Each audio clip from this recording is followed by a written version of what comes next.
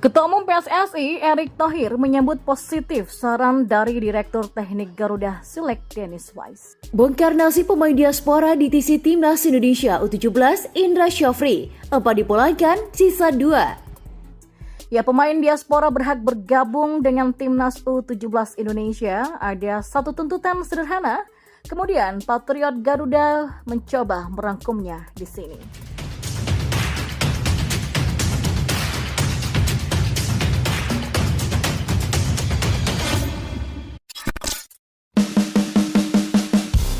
Ya, intinya kita sepakat untuk sinkronisasi program antara Garuda Select dengan persiapan Timnas U17. Mendengar usulan dari Dennis Wise, Erick Thohir mengaku pihaknya akan membahas hal tersebut. Ia sepakat dengan Dennis Wise yang berpandangan bila untuk membentuk Timnas yang oke perlu persiapan sedini mungkin.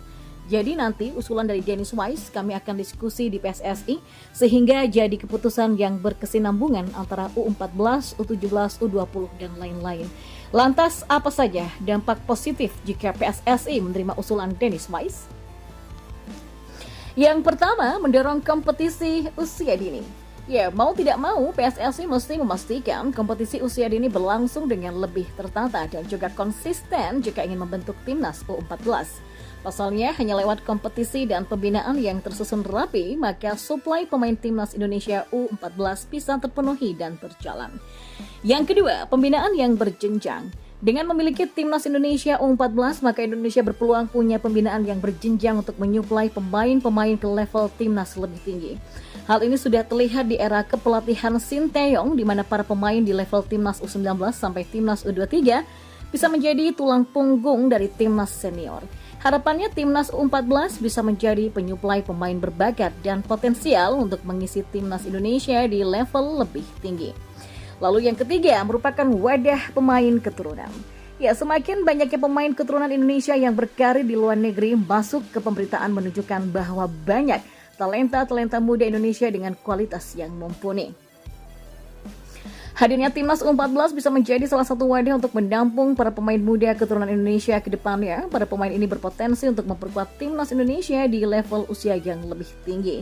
Pegiat sepak bola usia muda Jaino Matos menyebut pemain diaspora berhak ikut seleksi Timnas U17 Indonesia. Ia menyampaikan sebuah tuntutan yang sederhana. Selanjutnya, 4 pemain diaspora sudah dipulangkan dari training camp TC Timnas Indonesia U17 di Jakarta. Ini seperti disampaikan oleh Indra Syafri yang sampai sekarang masih menduduki jabatan Direktur Teknik PSSI. Seperti diketahui, saat ini Timnas Indonesia U17 sedang menjalani TC di Jakarta sejak 9 Juli sampai dengan 28 Agustus 2023. Total ada 34 pemain, di mana 6 diantaranya adalah diaspora di tes kemampuannya. Mereka adalah Welbor Halim Jardim, Sao Paulo U17, Madrid Augusta AFC 34 Alkmaar, Mahesa Ekayanto, FC Dordrecht, Sofan Kabil Horito, Akademi Sansugat, Aaron Liam Suetala, Bolen FC, dan Aaron Nathan Ang, Youth FC Nottingham. Tapi, Welbor Halim Jardim belum bisa bergabung karena ada kegiatan bersama timnya di Brazil. Indra Syafri menerangkan Bima Sakti sudah memulangkan 4 pemain diaspora. Namun, lelaki yang akan ditunjuk sebagai pelatih Timnas Indonesia U20 itu tidak menyebutkan siapa saja nama-namanya.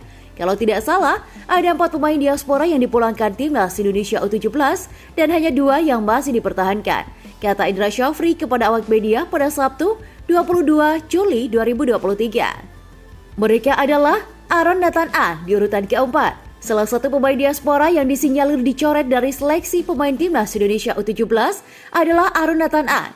Kiper kelahiran Jakarta 12 April 2007 ini turut menjalani seleksi pemain Timnas Indonesia U17 di Jakarta. Tetapi kabarnya nama Aaron Nathan Ang dicoret dalam seleksi.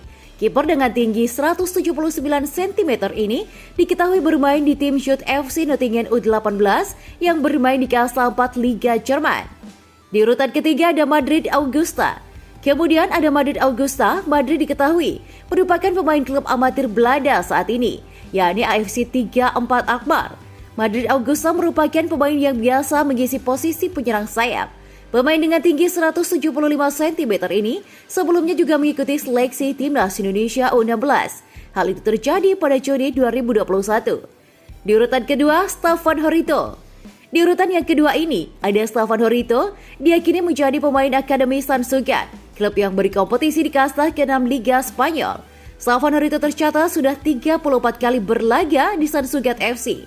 Sebanyak 30 pertandingan dilakoninya sebagai starter. Yang pertama, Mahesa Ekayanto. Pemain berusia 16 tahun ini diketahui bermain di AFC Dordrecht, tim kasta kedua Liga Belanda. Bermain di posisi pemain bertahan, Mahesa Ekayanto punya postur tubuh tinggi, yakni hingga 182 cm. Kedua orang tua Mahesa Ekayanto sendiri diketahui merupakan warga negara Indonesia. Setelah pemulangan 4 pemain diaspora ini, akan ada lagi pemain diaspora yang memiliki paspor Indonesia dan bakal dicoba Bima Sakti, jelas juru taktik asal Sumatera Barat itu. Secara keseluruhan, ada 7 pemain yang dipulangkan oleh Bima Sakti. Nantinya, mereka semua akan diganti oleh yang baru. Kami akan memanggil 7 pemain lagi ke Timnas Indonesia U17, termasuk pemain diaspora yang dipulangkan, terang Indra Syafri. Saya lupa nama-namanya. Coba nanti saat latihan Timnas Indonesia U17 ditanyakan saja ke Bima Sakti. Saya hanya dilaporkan ada 4 pemain yang dipulangkan, pungkasnya. Timnas U17 Indonesia saat ini tengah menggelar latihan dan proses seleksi pemain sebagai langkah awal menuju ajang prestisius Piala Dunia U17 2023. Status sebagai tuan rumah bisa menjadi suntikan moral ekstra untuk Timnas U17 Indonesia yang ditargetkan Presiden Jokowi bisa menembus fase gugur. Kekuatan Timnas U17 Indonesia diharapkan juga bertambah dengan kehadiran sejumlah pemain diaspora. Jaino Matos, pelatih yang mengantongi lisensi dari CBF atau Federasi Sepak Bola Brasil, dan pencetus diklat Persib turut mengomentari keberadaan pemain diaspora di pemusatan latihan Timnas U17 Indonesia. Saya pikir begini, kalau mereka punya darah Indonesia, mereka juga berhak dilihat potensinya, kata Jaino Matos dalam program sportikompas.com. Jaino Matos yang kini menumpahkan perhatiannya kepada pembinaan usia muda lewat The Gate Football Enterprise menuntut satu hal untuk jajaran pemain diaspora di Timnas U17 2023. Tapi memang keputusan terakhir tetap di pelatih. Yang penting secara objektif dan simpel mereka ya harus lebih baik dari pemain yang ada di sini, ya itu pasti. Harus lebih baik, harus lebih bagus, itu simple, ujarnya. Dalam program seperti yang tayang di kanal YouTube Kompas.com, Jaino Matos juga menyerang sejumlah aspek yang perlu juga menjadi perhatian dalam upaya membentuk talenta muda Indonesia. Tactical understanding dimanapun penting ya. Teknik ini tentu saja penting, tapi khusus di Indonesia, soft skill, kepribadian, kesungguhan itu juga keseriusan. Ada pemain yang 2-3 kali dipanggil timnas sudah banyak peduli rambut, gaya di sini, gaya di situ. Itu yang harus dikurangi. Harus biasa saja lah, harus rendah hati dan tapi terus bekerja. Lengkapnya. Ya, fokus di hal yang penting dalam lapangan bukan penampilan, kata Jaino Matos yang meyakini Indonesia bisa menembus 8 besar Piala Dunia U17 2023. Sementara itu pelatih timnas Indonesia U17 Bima Sakti Tukiman mengungkapkan kerangka timnya untuk tampil di Piala Dunia U17 2023 telah terbentuk sekitar 70-80%. Sebab mayoritas pemain sudah berada dalam asuhannya saat masih di timnas Indonesia U16. Ya, pada Kamis 20 Juli 2023 pagi, Bima Sakti memimpin langsung pasukannya dalam pemusatan latihan atau TC yang berlangsung di Jakarta sampai 28 Agustus mendatang. Per hari ini ada 32 pemain yang bergabung di dalam TC Timnas Indonesia U17. Bima menyebut kerangka tim yang dibentuknya untuk tampil di Piala Dunia U17 2023 mendatang telah mencapai 70-80%. Mayoritas pemain tersebut merupakan jebolan Timnas Indonesia U16 yang diuangnya menjuarai Piala AFF U16 2022 di Yogyakarta. Ya, sekitar 70-80% sudah ada kerangka timnya. Karena itu pemain-pemain yang lama dan rekan-rekan bisa lihat sendiri kan gimana latihan mereka. Mereka itu pemain yang sudah dengan saya sejak 2021 pembentukan dan kemarin juga di Piala AFF U16 di kualifikasi Piala Asia U17. Ya, sebagian besar itu mereka, kata Bima Sakti kepada awak media. Lebih lanjut, Bima mengatakan kerangka tim yang sudah terbentuk inilah yang akan dilengkapi oleh pemain-pemain yang mengikuti seleksi di 12 kota. Lalu juga akan ada tambahan pemain diaspora, yakni keturunan atau yang tinggal di luar negeri. Tinggal ditambah nanti pemain-pemain yang dari diaspora, kemudian pemain yang kami dapat juga diseleksi beberapa kota ini, dan rencananya ya hari Sabtu 22 Juli nanti saya akan seleksi lagi di Samarinda, ada juga di Makassar, ada di Manado, dan juga di Banjarmasin, kata Bima. PSSI memang sedang melakukan seleksi terbuka di 12 kota dengan dibantu oleh klub dan Asprof tuan rumah setempat.